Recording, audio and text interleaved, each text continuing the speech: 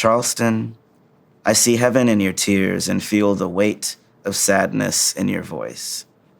I've seen strangers hold hands as the sun wraps us in unbearable heat. I've watched children of contradiction come together for the unity of the Holy City. I think about June 17, 2015 every day. I know it's going to be forever ingrained in my life. It was the largest massacre of African Americans in recent history. You know, the whole world was ready for riots. They were ready for hate and anger. And instead, they forgave him. Amazing grace, how sweet the sound. Had many of the family members not come out in the very beginning and demonstrated this act of forgiveness, I don't know if I would have gotten there.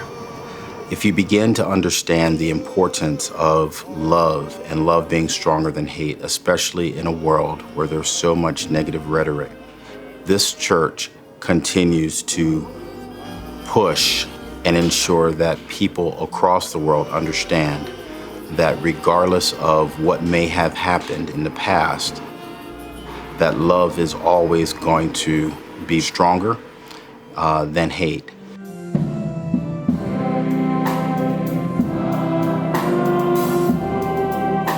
My parents grew up in that church, I grew up in the church, and my children grew up in that church. And so it does remind me that it is that place where one can call it home. Our family business, it's owned by the Darby and Way family, is just a couple of blocks from the AME church. We've had a lot of family and friends and employees that were members of the AME community. They approached us to say, how can we help? We knew that something needed to be done so that we would never, ever forget this incident. Coming into work on a Monday morning and get this call, and somebody asked, "Is this Michael Arad?" And yes, and how can I help? And then I'm calling on behalf of the Mother Emanuel Church, and it just felt like the floor just fell out, right from underneath me.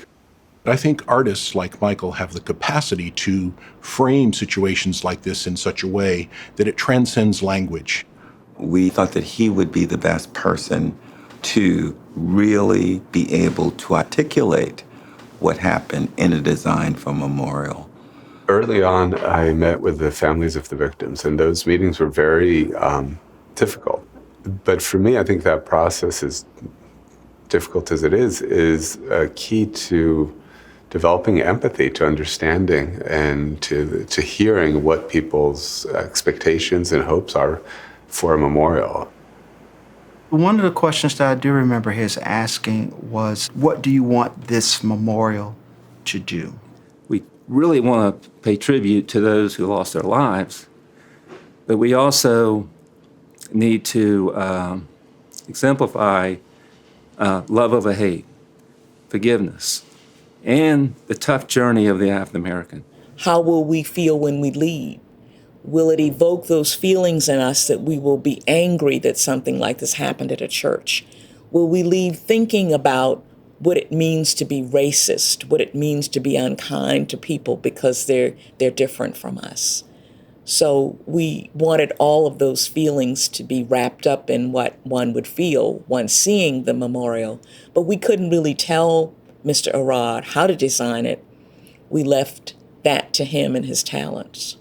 One of the most challenging things for me when we began this process is not even knowing where the memorial would be. After the attacks, the front of the church became this sort of impromptu memorial site where people would come to pay their respects, to leave flowers, to leave notes. In many ways, what we wanted to do was keep the church at the center of whatever we did. and elevate the church grounds to to sanctify the church, to suggest that these are holy grounds. And we ended up with a plan that created a memorial court to the west of the church and a survivor's garden to the east of the church, to both honor the memory of the dead, a place that's more solemn and reflective, but also a place that honors the survivors, and a place that's more part of the day-to-day life of the church, a place that is about life and resiliency. At the north end of this memorial court is a smaller, more private and quiet space that we're calling the Contemplation Basin. It's a place for individual prayer. It's equally important to honor the witnesses of this attack. The survivor's garden, it's quite simply a rectangle of lawn that is surrounded by 5 live oaks and 6 benches, one for each one of the survivors and one for the church itself, which is a survivor. The design reminds me of so many different things. It reminds me sometimes of a ship for enslaved people who are going to freedom. Sometimes it reminds me of the wings of angels. Sometimes it just reminds me of the arms of God. The memorial court, at its center, is a fountain with the names of the victims inscribed around it. And then flanking that center fountain are 2 long benches. I call them fellowship benches. And for me, they're really inspired by this notion of fellowship that has been exhibited and seen at the church over the last 200 years.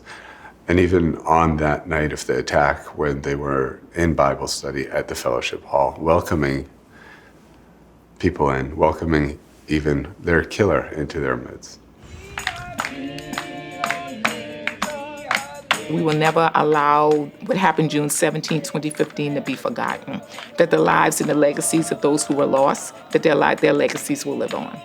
As a city, we think that this memorial will cause people to continue to come and see how strong Charleston is and was during that massacre.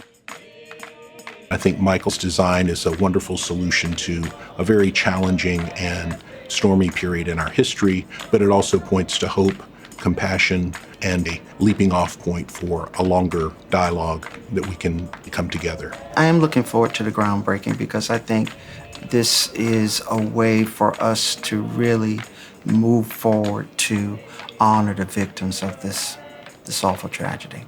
He's done so much for me.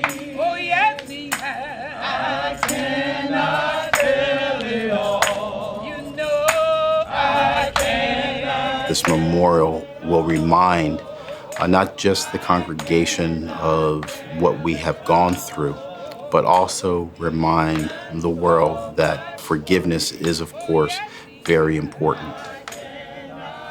This memorial is, an echo of the church. It is an interpretation of what is already there.